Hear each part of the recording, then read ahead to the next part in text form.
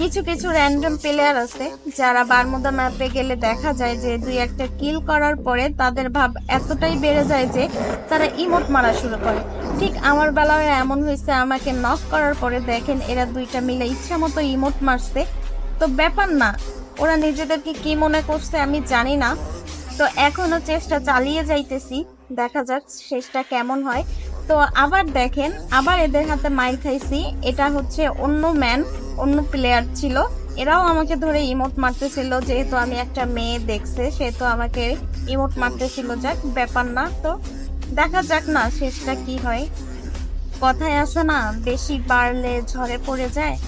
তো ওরা এমন একটা ভাব নিছিল, মনে হচ্ছে যে বারমুদা ম্যাপ ওদের আর বুইয়াটাও ওরা নিবে। যাক আলহামদুলিল্লাহ, বুইয়াটার লাস্ট পর্যন্ত আমরাই পাইছি।